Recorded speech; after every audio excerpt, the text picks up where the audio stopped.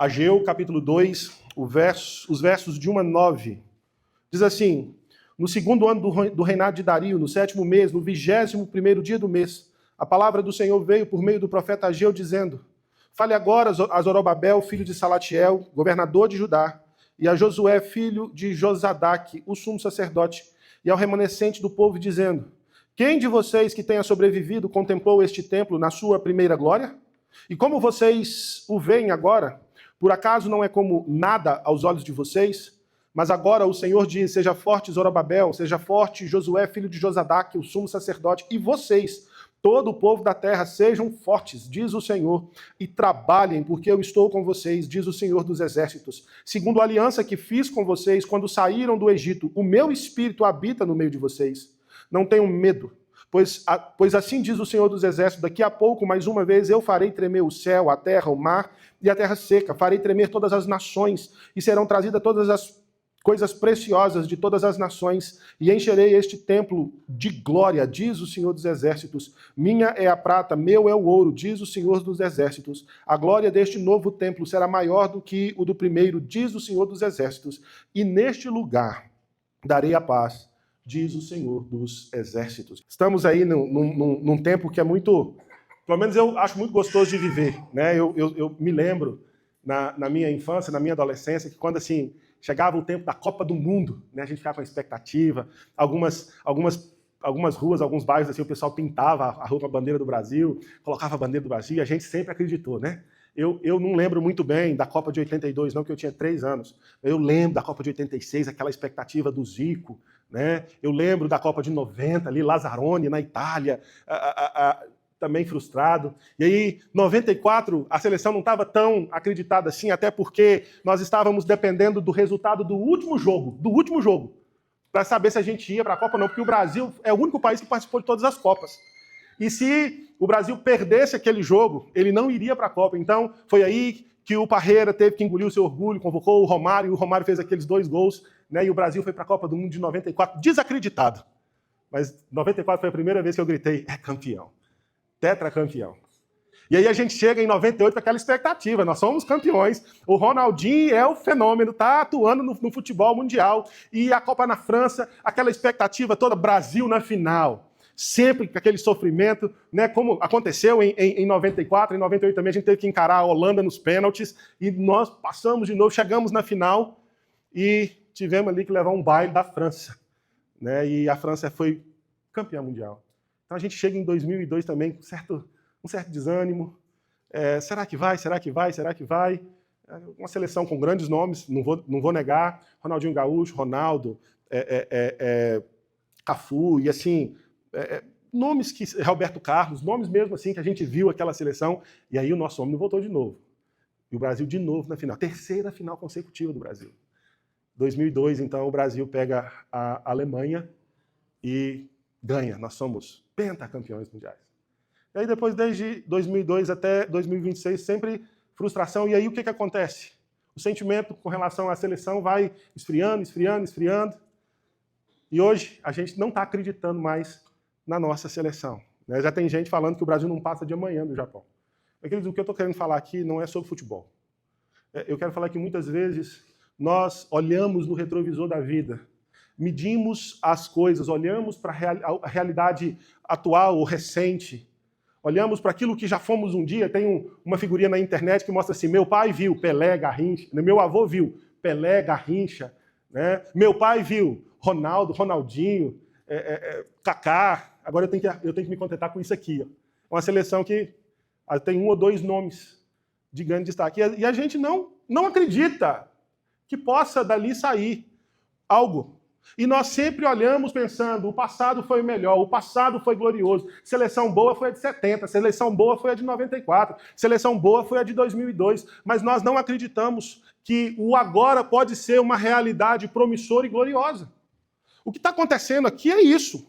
O povo foi despertado pela voz de Deus, eles estavam com as suas prioridades desorganizadas, eles se organizam, Deus os chama para priorizar a Ele, a vontade dEle, a obra dEle. Deus fala: me priorizem aquilo que eu sou para vocês e aquilo que vocês existem para ser. Queridos, quando nós olhamos para a Bíblia, nós entendemos que o homem foi criado para a glória de Deus.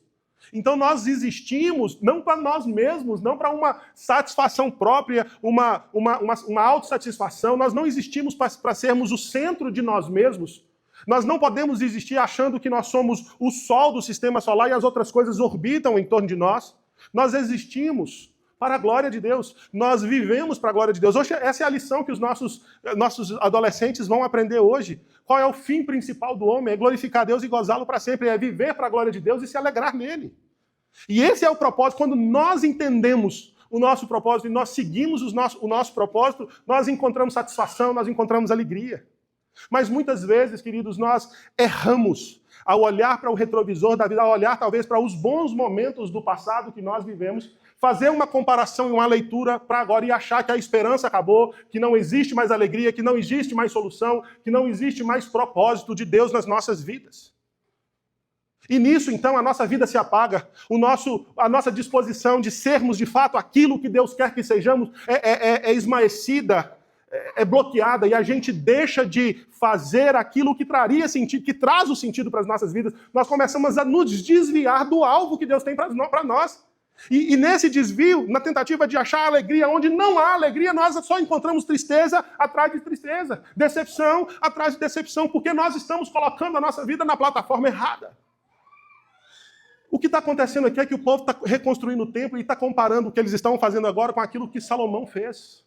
E de fato, queridos, não era tão bonito quanto foi o de Salomão, mas era aquilo que Deus queria para eles naquele momento.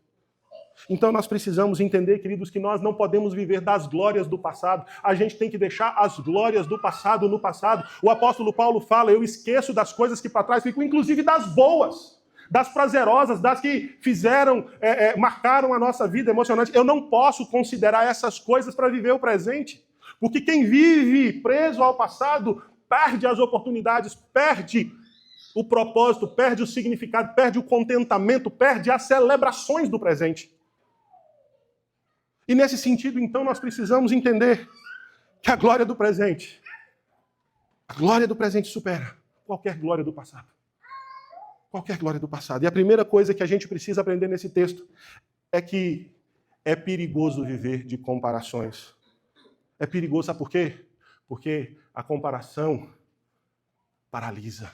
Quando nós comparamos a realidade que um dia foi algo que a gente viveu, que foi bom, que a gente tem naquela nossa memória afetiva, ela nos paralisa de viver o presente. Preste atenção no que o texto aqui nos fala, no verso de número 3, o texto diz assim, quem de vocês que tenha sobrevivido contemplou este templo na sua primeira glória? Deus está chamando o povo, Deus está falando para o povo aqui, chamando os mais antigos, os que tinham visto o outro templo, assim, vocês lembram do que era o passado? Quem de vocês viu isso? Como é que vocês estão vendo agora? Por acaso não é como nada aos olhos de vocês? Queridos, o que Deus está fazendo aqui é que Deus não está ignorando o desânimo, Deus está nomeando a coisa. Deus está falando o seguinte, o que vocês estão vendo agora comparado ao que foi não é nada. O que vocês estão vivendo agora comparado ao que foi não é nada. No hebraico a palavra é como nada, como zero. Não tem comparação. O passado foi mais glorioso, o passado foi mais suntuoso. É como nada. Era o julgamento que os idosos estavam tendo aqui do templo. Esse templo atual não tem arca, a arca da aliança. Esse templo que eles estão reconstruindo não tem aquelas colunas, as colunas originais belas, aquelas coisas revestidas de ouro. Não tem mais a mesma grandiosidade. E os velhos estão olhando pelo que viveu no passado. Já viu aquele pessoal que fala assim, bom tempo era o meu? Já viu isso? Bom era no meu tempo, bom era. E sempre está lá atrás. Sempre azedo no presente, sempre amargurado no presente, sempre triste, sempre deprimido no presente e olhando no retrovisor da vida. Ai, que saudade que tenho da aurora da minha vida, dos tempos que não voltam mais, né? Tem uma poesia assim? Esqueci a poesia. E fica lá atrás, se destruindo agora, se azedando agora, preso lá atrás. Mas olha só que interessante, existe um contraponto aqui que o texto de Ageu não nos mostra, mas Esdras é escrito no mesmo texto. Lá em Esdras, no capítulo 3, no verso 12, existe um contraponto terrível. É terrível, sabe por quê? Porque enquanto os velhos estão chorando, Os jovens estão soltando foguete, eles estão alegres. Nós vamos ter templo de novo, nós vamos ter culto, nós vamos ter adoração aqui. Deus, o templo representa a presença de Deus no meio do povo e nós vamos ter isso aqui. E os velhos lá chorando, que não era igual era antes. E os jovens no louvorzão, né? Celebramos o Cordeiro. O Cordeiro ainda não tinha vindo. Mas estavam lá cantando louvor, a adoração deles e tal. Os jovens que não tinham os olhos presos no passado conseguem celebrar o futuro. Conseguem vibrar no presente, vendo o futuro. Choro dos que estão presos ao passado. Alegria daqueles que estão entendendo que Deus está movendo agora. Deus está agindo agora. Queridos, a comparação com o passado, ela pode paralisar o presente. Sabe por quê? Porque o que era melhor antes é um dos inimigos mais sofisticados de uma fé obediente. No meu passado eu fiz isso. No meu passado eu orava mais. No meu passado eu lia a Bíblia mais. No meu passado eu me dispunha mais a fazer parte do ministério da igreja. No meu passado eu era professora das crianças. No meu passado eu era ministro de louvor. No meu passado eu gostava de varrer a igreja. No meu passado eu gostava de fazer visita. Mas agora não é igual ao passado. Já não é mais o mesmo pastor. Já não é mais a mesma igreja. Já não é mais a mesma cidade. Já não são mais as mesmas coisas. Como disse alguém quando John Lennon morreu, o sonho acabou. O sonho acabou. Esse é o perigo de você viver preso ao passado. Queridos, eu não estou chamando você para ignorar os desafios do presente. Eu não estou chamando você para viver um otimismo inconsequente. Não é isso que a palavra de Deus está falando. Que Deus está falando, se você comparar o agora com o passado, é quase nada. Não é a mesma coisa. Não é mais a mesma coisa. Mas o que você precisa entender é que sim, antes era diferente. Mas não é a hora nem o lugar de se pensar assim. Não é a hora nem o lugar de se viver essa realidade. Sabe por quê, queridos? Quando o povo está saindo do Egito, lembra? O povo saindo do Egito? Deus destrói o Egito, as 10 pragas, o mar se abre, coluna de fogo, né? Gente, o grupo pequeno está sendo uma bênção para a gente. A gente tem explorado essas coisas, aplicação. Se você não se organiza para participar de um grupo pequeno, porque isso é bênção para as nossas vidas. A gente compartilha, a gente cresce juntos. Essa semana a gente trouxe essa visão do povo que viveu os milagres. Né? Pensando naquilo, na busca do oculto, o povo viveu os milagres. E mesmo assim é um povo que titubeou no deserto. É um povo que nem entrou, tiveram que esperar 40 anos porque não tiveram fé para acreditar que eles podiam entrar. Olha só. Então, esse povo está saindo do Egito. Aí no capítulo 16 de Êxodo ele fala assim, mas lá no Egito a gente comia carne e pão com fartura. Lá no Egito a gente tinha pão com fartura. No Egito a gente tinha carne com fartura. E olha essas coisas, e eles estão falando que a liberdade que Deus deu para eles, mesmo em meio ao desafio do deserto, era pior que o passado. Porque no Egito, enquanto eles eram escravos, no Egito, enquanto eles não tinham liberdade, no Egito, enquanto eles não tinham aquilo que Deus trouxe para eles naquela realidade, eles estão tão presos no passado que eles estão escolhendo assim, eu quero ser escravo daquilo que eu fui um dia, eu estou escravo do meu passado. E só fica olhando no retrovisor da vida. Eles comparavam o passado com o presente e falam assim, o que Deus está fazendo agora nas nossas vidas é inferior. O Deus soberano que agiu lá está fazendo um serviço meia boca agora, está me dando alguma coisa meia boca agora. Sabe por quê, querido? Porque quando a gente questiona a nossa realidade, a gente questiona os erros e acertos que a gente cometeu. Sim, nós somos responsáveis pelas nossas vidas, mas nós também questionamos a soberania de Deus que traz glória mesmo em meio aos piores momentos da vida. Às vezes a gente tem a tendência de achar que o momento glorioso de José foi se tornar governador do Egito. Mas presta atenção, para se tornar governador do Egito, ele só precisou conhecer a administração, sim ou não? Mas o momento glorioso foi no cativeiro, sendo usado pelo poder de Deus para revelar um sonho que ninguém podia revelar. O momento sobrenatural de José não é ele governar o Egito. Esse é o problema desse evangelho ralo e fraco que nós vivemos. Nós entendemos que o momento glorioso de José, que Deus agiu, foi quando ele administrou, quando ele mandou guardar as coisas. Coisa que qualquer curso de administração ensina. Agora, o momento sobrenatural de José foi Deus revelar para ele o sonho de Faraó. Foi ele servir. O momento sobrenatural de José não é porque ele governa e é rico, mas porque ele tem um coração perdoador e perdoa os seus irmãos, porque ele entende a vontade de Deus. Vocês tramaram o mal contra mim, mas o mal que foi tramado, Deus tinha planos de bênção. Sabe por quê? Deus já tinha revelado para José o propósito dele, e José entendeu, eu existo não para viver o que me agrada, eu existo para viver a vontade de Deus, eu existo para glorificar a Deus. E se para glorificar a Deus eu vou ser traído pela mulher de Potifar, eu vou viver 7 anos no cativeiro, eu vou viver isso, porque eu não vivo para minha própria glória, eu vivo para a glória do meu Deus. Queridos, a saudade do glorioso do passado pode se tornar uma prisão que impede a obediência de agora, que impede você ver que no ordinário da sua vida Deus pode fazer o extraordinário. Nós precisamos aprender algumas coisas com isso. A comparação é o ladrão da gratidão. A comparação nos rouba a satisfação. A comparação é o assassino da fidelidade, porque eu me volto para mim mesmo, os meus choros, a minha dor, porque no passado eu vivi melhor. E eu deixo de cumprir aquilo que Deus quer que eu cumpra agora. Eu deixo de ser aquilo que Deus quer que eu seja agora. Eu deixo de ser o marido que eu preciso de ser. Eu deixo de ser a esposa. Você deixa de ser a esposa, porque eu não sou esposa de ninguém. Quer dizer, do Senhor Jesus, né? Sou a igreja. Eu deixo de ser o patrão, eu deixo de ser o pai, eu deixo de ser o filho. Quando eu vivo isso. Muitas vezes a pessoa está assim, não, a igreja boa era aquela lá do Brasil que eu tinha. Ou, quando eu vivi naquela igreja. Aí vive na comparação da igreja. Na outra igreja a gente tinha uma estrutura melhor, na outra igreja tinha isso, tinha aquilo. E aí a gente coloca assim, nunca mais eu vou ter aquilo, então nunca mais vou servir da mesma maneira. É a comparação, muitas vezes com o chamado, às vezes até com outras pessoas. Queridos, eu não sei se sua vida atual não é aquilo que você imaginou, ou se não é aquilo que você viveu um dia. Se você não está vivendo nesse momento, frutificando, você está em pecado. Porque você não existe para ser feliz. Deixa eu te falar isso. Você não existe para ser... Você não foi feito para buscar a sua felicidade.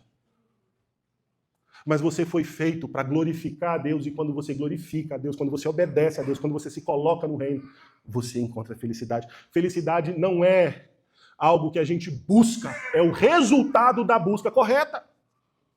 A felicidade, a gente não busca a felicidade. Nós encontramos a felicidade quando nós acertamos o alvo. Quando nós estamos na vida vivendo aquilo que Deus quer que nós vivemos. Queridos, Deus não pede que você avalie o tamanho da obra, Ele pede que você seja fiel na obra que está diante de você. Pare de olhar no retrovisor da vida. Deixa seu passado para trás. Porque o seu passado está te impedindo de viver o que Deus tem para você agora. Está bloqueando a sua visão, está tirando a sua energia. Abandone o seu passado, entregue o seu passado. Encare o seu presente como uma dádiva de Deus para você fazer a diferença e viver a diferença. Tire os olhos do retrovisor. Tire os olhos do retrovisor. Encoraje-se. E o fundamento da coragem é a presença de Deus. Olha o que nós vemos aqui, queridos, quando o povo... Deus fala assim, eu não estou ignorando, não é bonito igual era antes, não. Não era tão suntuoso igual era antes, não. Mas vem cá, seja forte. Seja forte Zorobabel, seja forte Josué, seja forte todo o povo. Por quê? Qual que é o fundamento da coragem? Qual que é o fundamento? O que vai nos trazer a energia, a força? É a presença de Deus. Seja forte, eu estou com vocês. Eu não sou o Deus do passado, eu sou o Deus do presente. O que eu fiz no passado não vai mudar a sua vida, mas o que eu tenho para fazer agora vai mudar a sua e mudar de muita gente. Queridos, 3 imperativos. Ser forte, ser forte, ser forte. Isso aqui não é uma palavra de consolo coach, não. Isso aqui é um chamado para a guerra. É a mesma entonação, é a mesma ordem que Deus dá para Josué. Ser forte e corajoso. Não cesses de falar desse livro da lei, antes medita nele de dia e noite, para teres o cuidado de fazer segundo tudo quanto nele está escrito. Então farás prosperar o teu caminho e serás bem-sucedido. Não te mandei eu? Vai para a guerra, seja forte. Você vai ganhar essa guerra não pela sua força, mas porque eu, o Senhor, sou eu que estou contigo. Não é seu marido, não é o seu filho, não é seu pastor, não é o seu patrão, não são os dólares que você está ganhando, não são os cursos que você fez. Não é a sua expertise, não é a sua força, sou eu que estou contigo. É a minha presença que precisa te encorajar, é a minha presença que precisa te impulsionar. Não é, queridos, motivacional isso não. Deus está nos chamando para uma guerra onde Ele já disse, Paulo fala, nós somos mais do que vencedores em Jesus Cristo nosso Senhor. Essa guerra já foi ganha, querido. Essa guerra já foi ganha. E por que eu estou preso ao passado? Porque eu não entendo que Deus está presente comigo hoje. Porque eu estou menosprezando a presença do Emanuel, o Deus conosco. A base da nossa coragem não tem que ser o tamanho da obra que nós estamos fazendo, mas o tamanho do Deus a quem servimos. O pastor Hernandes fala que o seu Deus, a visão que você tem de Deus é do tamanho da fé que você tem. Um dia eu estava vindo uma palavra que mexeu muito no meu coração. O pastor Paulo Mazzoni, ele falou que quando a gente chegar no céu e ter a dimensão, que é lá no céu, como criaturas perfeitas, a gente não vai ter a proporção do que Deus é em sua plenitude, a gente vai olhar e falar assim, nossa Deus, eu deixei de viver, eu deixei a tristeza tomar conta da minha alegria, eu nem tinha noção do tamanho que o Senhor é. O Senhor podia muito mais do que eu podia pensar ou imaginar. Muitas vezes nós reduzimos a presença de Deus a um chaveirinho, a um patuá. O fundamento dessa presença é o próprio Deus que não pode falhar, é o Deus que não volta atrás, é o Deus da aliança, que nós somos aliancistas. E Deus fez uma aliança, eu estarei com vocês.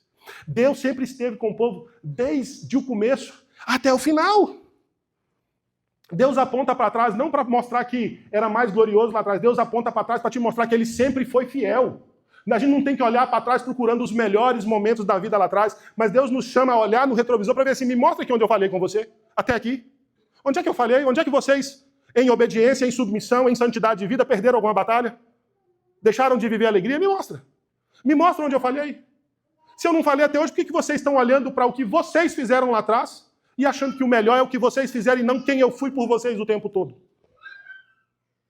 Vocês estão entendendo, irmão? Está fazendo sentido? O chamado de Deus para as nossas vidas não é mostrar o que Salomão fez. É para mostrar o que ele fez, é para mostrar que ele venceu os deuses do Egito. Foi que ele chama o povo para ir lá no Êxodo, não no templo de Salomão, mas lá no Êxodo, lá no Egito. O que vocês eram lá no Egito? Escravos. E o que eu fiz de vocês? Uma nação bem-sucedida. Esse Deus foi o Deus que abriu o Mar Vermelho, foi esse Deus que alimentou no deserto com maná. Foi esse Deus que pegou uma comunidade de escravos explorados e colocou eles para lutar guerras e vencer guerras. Você acha que o deserto foi fácil? Hein? Você acha que o deserto foi prazeroso? O deserto foi para trabalhar a fé do povo. Presta atenção, o deserto serve para fortalecer a nossa fé. O deserto serve para nos levar para perto de Deus. Falar, Deus, eu preciso do Senhor porque está difícil demais. O deserto serve para revelar quem é o nosso Deus. Quem é o nosso Deus? Esse Deus que anda com a gente. Queridos, a coragem do crente não pode nascer da avaliação das próprias forças, mas da clara convicção de que Deus se faz presente. Peraí. Como é que o anjo fala que Jesus vai ser chamado? E ele será chamado de? O que significa Emanuel? Aí quando Jesus nos dá a grande comissão, que é a missão dele, não é nossa. Ele nos dá a missão dele. Antes dele falar a missão, o que ele fala? Eis que eu estou... Quando? De 10 às 2? De 6 às 4? De segunda a sexta? Quando que eu estou com você? Até que dia? Até o fim. Ei, é andar na minha presença. Lá em João 15, 13 ou 15. Sem ele nós não podemos fazer nada. É nele. Sem mim, nada podeis fazer. E ele vai falar, eu vou para o céu, mas eu vou enviar o outro Consolador. Esse Consolador é aquele de Atos 1:8, é o Espírito Santo. E o que esse Espírito Santo é? É aquele que vem trazer o poder de demais, e recebereis poder. Ao descer sobre vós, o Espírito Santo, para que vocês cumpram o propósito de vocês serem minhas testemunhas. A palavra ali é dinamis. Alguns gostam de traduzir como dínamos. Aquela palavra, o dínamo de Deus, é a mesma palavra que foi o poder usado para ressuscitar Jesus. É o poder que faz o impossível. É o poder que traz vida aos mortos. É o poder que você precisa. É a presença que você precisa para você sair daqui encorajado. Para você sair daqui e falar, Deus, muito obrigado pela sua presença. E daqui para frente a minha história tem que ser diferente. Não porque eu tenho a força. Não é o He-Man, né? Mas é porque o Senhor é. É porque o Senhor é. É por isso, e é nesse sentido que Filipenses 4:13 esclarece essa verdade tremenda que Paulo fala. Eu posso todas as coisas. Querido, você pode enfrentar o desânimo. Você pode enfrentar a crise financeira, você pode enfrentar a crise no seu casamento, você pode enfrentar o filho rebelde, você pode enfrentar a tristeza da saudade da sua família, você pode enfrentar todas estas coisas naquele que fortalece. Tem a sua força. Que presença te fortalece. Olhar no espelho para o passado, para os feitos do passado, só te desanima. Só te traz tristeza. Você precisa olhar para o retrovisor da sua vida e ver que Deus sempre esteve presente nas coisas boas e nas coisas ruins. A sua vida precisa ser sustentada não pelas circunstâncias, mas pelo Emanuel que não se aparta de você.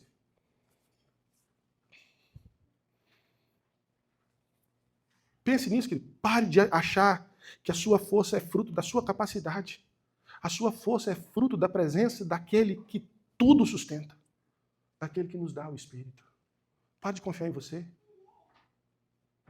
Se ache menos, querido. Se ache menos. O pastor Ricardo Agreste fala que a gente precisa aprender a desensimesmar. Lá em Minas a gente fala assim, fulano é muito ensimesmado, cheio de si mesmo. A gente precisa aprender a se desensimesmar. Tem que parar. Sabe aquele negócio assim, eu posso, eu tenho que ter uma atitude positiva, eu posso, eu consigo. Né? Aí tem gente que pega o texto, interpreta o texto errado e fala assim, as palavras têm poder. Então eu determino que hoje é meu dia de alegria, eu determino que... Não, querido, né? Eu queria que esse pensamento funcionasse no inferno, né? O pessoal vai falar assim, não está quente, vamos ver se funciona. Não funciona. Porque não vem de autodeterminação, vem de fé e de dependência. Vem de você reconhecer que você não é nada e nem ninguém, mas é alguém que Deus ama. É alguém que Deus cuida, é alguém que Deus resolveu alcançar. Se Jesus Cristo estava certo, eu não sei se Jesus Cristo já errou alguma vez, eu não conheço nenhum erro dele. Ele fala assim, aqueles que o Pai me der, esses virão a mim. Os que vêm a mim, de maneira nenhuma, eu os lançarei fora. Então, peraí, essa tristeza sua, esse desânimo seu, essa saudade que te paralisa, é porque você está ignorando que aquele que te salvou continua do seu lado. O Salmo 23 só faz sentido por quê? Porque o pastor anda do lado da ovelha. E ainda que eu ande pelo vale da sombra da morte, eu não temerei mal nenhum. Por quê? Porque tu estás comigo, a tua vara e o teu cajado me consolam. Queridos, você precisa entender que a sua vida, o seu ministério, se estão paralisados, se você é tomado por um sentimento de inadequação, a resposta de Deus não é uma lista de técnicas, não é uma lista de estratégias que você precisa desenvolver para vencer, para romper. Eu não sou contra você treinar, eu não sou contra você desenvolver estratégia, eu não sou contra você procurar se aprimorar, mas não são essas coisas que trarão um sentido, significado. Você precisa entender que o seu sentimento de inadequação precisa ser suplantado, precisa ser vencido, precisa ser destronado pelo Emanuel. Tire esse sentimento de inadequação, de que você não presta, que você não vale nada, ninguém me ama, ninguém me quer, ninguém me chama de meu amor. Você precisa entender que tem alguém que te chama de meu amor, que precisa sentar no trono da sua vida, e esse é Jesus Cristo. E aí você vai achar prazer para servir na igreja, se relacionar com seus irmãos, cumprir o seu ministério, viver a sua vida, acordar de manhã com a disposição que você não está indo trabalhar só para ganhar dólar, não, você está indo trabalhar para a glória de Deus, para abençoar vidas. A presença de Deus não é recompensa pela fidelidade, querido. Não é porque você foi fiel que Deus é presente. Antes de você ser fiel, Ele já falou, eu estarei com vocês. Então a presença de Deus precede qualquer capacidade e qualquer obediência sua. Deus já estava com você. Deus já está com você. E você precisa, em último lugar, entender que a promessa de Deus é que orienta e reorienta as nossas vidas a glória que está por vir. E aí a gente precisa ter aqui que esse texto está falando de templo em Ageu, mas está falando de Jesus hoje para as nossas vidas. Isso é sobre Jesus Cristo e sobre aquele que era, que é e que há de vir, porque essa revelação aqui ela é escatológica. Deus está chamando o povo para parar de olhar para o passado e olhar para o futuro. E qual que é o futuro que Deus mostra para a sua igreja? Ele é um Deus derrotado, ele é um Deus que perde batalhas, ele é um Deus que vai ser vencido? Você já viu isso nas Escrituras? Por que esse é o retrato que você vê agora para a sua vida? Onde está, queridos, quando Paulo fala, onde está a morte, a tua vitória? Se Deus é por nós, quem será contra nós? É porque a promessa de Deus hoje é a garantia do futuro glorioso. Nem olhos viram, nem ouvidos ouviram, nem sequer passou no coração do homem aquilo que Deus tem para nós. O que Deus tem para você é muito mais do que você pode pensar. E aqui ele fala, vocês estão comparando essa igrejinha aqui com aquilo que Salomão foi, vocês não têm ideia do que essa igrejinha vai ser no futuro. Vocês não têm ideia de quem vai entrar fisicamente nessa igrejinha. Você não tem ideia. A glória da primeira casa era ouro. Eram símbolos. Hebreus falam que eram sombras, então eu posso entender que era um tipo de sombra. Era o ouro, a suntuosidade, a beleza, a grandiosidade. Não era em si mesmo alguma coisa que tinha valor, mas era para aquilo que apontava. Queridos, o templo representava, no Antigo Testamento, a presença de Deus no meio do povo. Ele substituiu o tabernáculo. A gente olha, presta atenção, deixa eu falar. As grandes conquistas de Israel foram com o templo suntuoso de Salomão ou foi com o tabernáculo construído por Moisés de pano? Quando Deus sustenta no deserto as vitórias nas batalhas, foi quando Davi já estava em paz, que ele falou assim, vou construir um templo. E Deus falou assim, não vai, eu vou, não vai. Pode até fazer o projeto, mas é Salomão. Salomão, o rei da paz. Tá? A palavra, o nome de Salomão tem a ver com paz, tem a ver com o momento que ele vivia também. Todas as batalhas que Davi venceu, todas as batalhas que Israel venceu, todos os grandes feitos da caminhada do povo no deserto, foi com a tendinha. Tinha sim a arca, tinha os elementos, mas não era tão suntuoso. O que Deus fala para Davi, quando ele quer construir aquele templo, ele fala assim, eu nunca precisei de um templo glorioso para mostrar a minha glória. Eu nunca precisei de tempos favoráveis para mostrar que eu guio e conduzo todas as coisas. Aí ele fala ainda uma vez, a linguagem é de um abalo final e decisivo. O Deus que fez o Sinai tremer, vai fazer as nações tremerem também. Os recursos das nações, os recursos que nós podemos trazer, a prata e o ouro, não é isso que traz a glória, porque minha é a prata, meu é o ouro, diz o Senhor dos Exércitos. A glória do templo não pode estar naquilo que o homem pode trazer e oferecer para Deus, mas a glória do templo tem que estar naquilo que ele representa, na presença daquele que ele representa, na própria presença do Senhor Jesus. Porque quando Jesus entrou naquele templo, a glória de Deus. Colossenses fala que em Jesus habita corporalmente toda a plenitude da glória. Quando Jesus entrou naquele templo, a glória de Deus entrou. Quem está na sua vida? É o mesmo Jesus que entrou naquele templo? O Deus glorioso está na sua vida? Essa glória precisa te alegrar. Ela precisa te despertar. Ela precisa te sacudir. Ela precisa fazer você tremer. Tremer. E é interessante que, lá em Hebreus, ele cita diretamente Ageu e aplica o tremor escatológico ao reino que não pode ser abalado. Nós hoje fazemos parte de um reino que não pode ser abalado. A expressão aqui, uma vez mais, indica a transformação das coisas que foram abaladas para que as inabaláveis permaneçam. Queridos, nós tivemos um tremor de terra agora na Venezuela. As construções mais bem preparadas não caíram. As que tinham alguma rachadura, alguma falha, ruíram. Quando a sua vida é abalada, o que permanece de pé? Só vai permanecer de pé aquilo que está fundamentado e estruturado em Deus, na presença do Senhor. O templo que Zorobabel estava construindo aqui, em comparação ao que foi o templo de Salomão, era nada, era quase zero. Mas o templo de Salomão nunca teve a glória que o templo que Zorobabel construiu. Porque a glória se cumpre em Cristo. E aquilo que Cristo inaugurou com a sua morte e ressurreição, trazendo o reino de Deus, implantando o reino do Senhor na terra. Esse reino é inabalável. Ele vai ser cumprido plenamente na nova criação, onde Deus vai habitar com o homem. Então, queridos, eu quero aqui encerrar. E Deus fala, e é nesse lugar que eu vou trazer paz. A palavra paz no hebraico, a palavra shalom, ela tem um conceito muito mais amplo do que a ausência de conflitos. A palavra paz no hebraico, ela traz um sentido de completude, o sentido de alguma coisa que é plena. não tem a ver apenas com falta de problemas, mas é como você vive a sua vida e encara os problemas. Os problemas não roubam a sua estabilidade, os problemas não roubam a sua alegria, os problemas não roubam a sua energia, os problemas não roubam a sua força, os problemas não roubam a sua esperança. A palavra paz tem muito a ver com aquilo que o Salmo fala de ser bem-aventurado, de viver aquilo que Jesus Cristo fala de vida abundante. O mesmo Jesus Cristo fala que ele veio trazer vida abundante, ele fala, no mundo tereis aflição.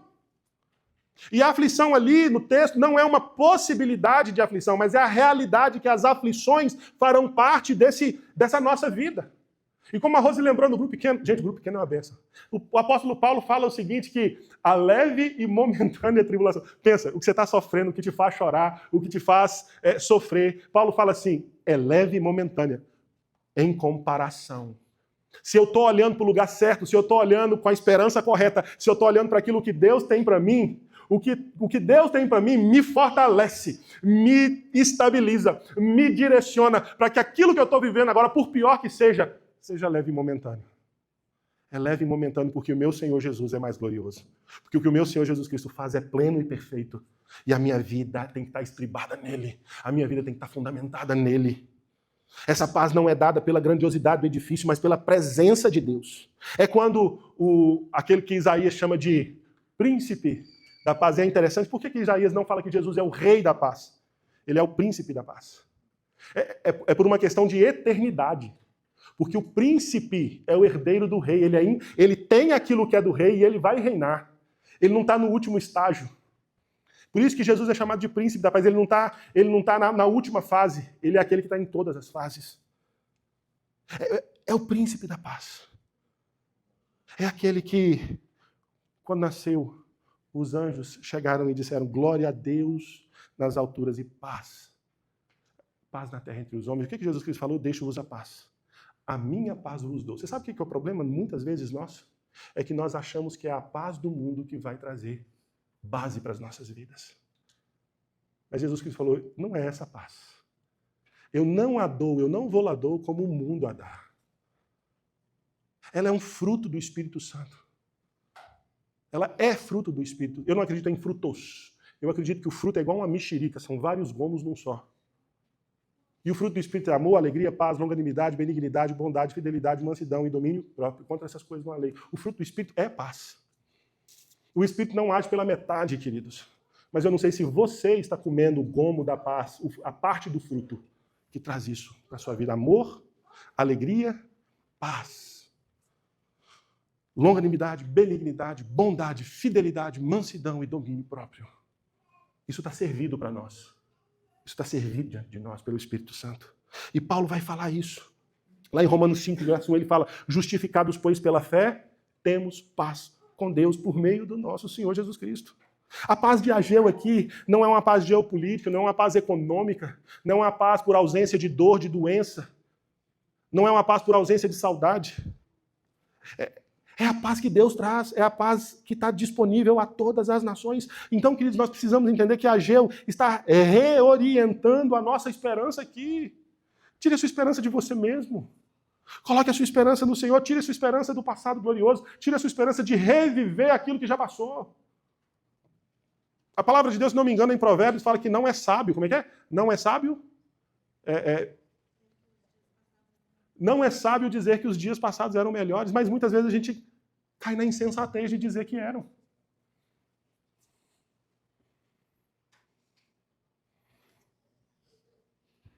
Nós precisamos entender, queridos, que a esperança cristã, ela tem a estrutura. Ela é estruturada, melhor dizendo, pela presença de Deus. A gente precisa servir na igreja, a gente precisa servir no reino, não pelos resultados visíveis.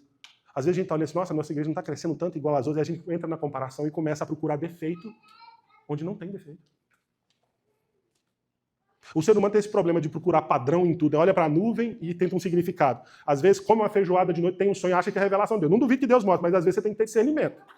Tem gente que come uma feijoada, tem uns pesadelos, Deus estava me mostrando uma coisa terrível, que você não pode comer feijoada depois das 5. Né? A gente fica procurando razão para tudo. E às vezes a gente esquece que Deus está trabalhando.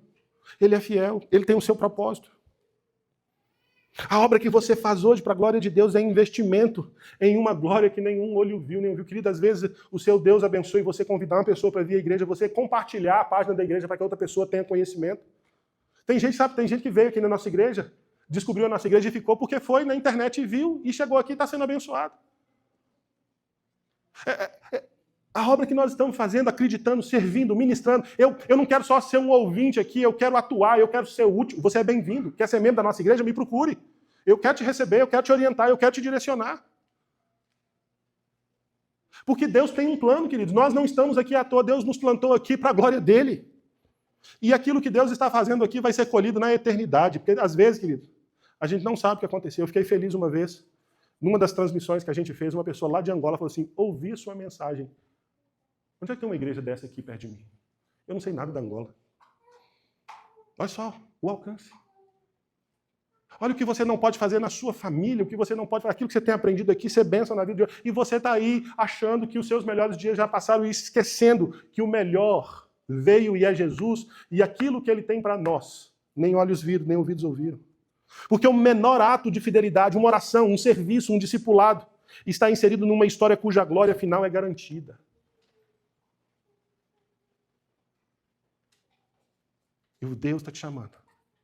E Deus está te chamando. Para você fugir da tentação da comparação. Pare de comparar o passado com o presente. Deus está te chamando para fugir da tentação do desânimo. Não confie na sua própria força. Confie naquele que te fortalece. O que Neemias fala? A alegria do Senhor é a nossa força. Fuja da tentação, do materialismo.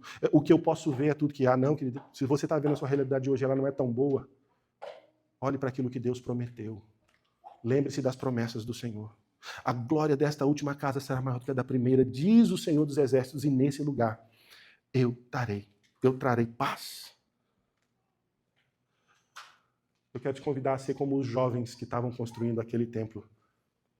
Não os velhos, que estavam chorando, mas os jovens que celebravam, conforme Esdras fala. Talvez você já participou de uma igreja muito maior, muito mais rica, com um pastor muito mais bonito. Talvez você já viveu grandes e gloriosas experiências no passado. Isso pertence ao passado. E tem que ficar lá. Porque Deus está te chamando para viver algo hoje, mesmo em meio às suas dores e os seus desafios. Então, 4 aplicações rápidas. A fidelidade hoje importa não porque os resultados são imediatos, mas porque a promessa de Deus é certa. Seja fiel hoje, ainda que você não veja os frutos.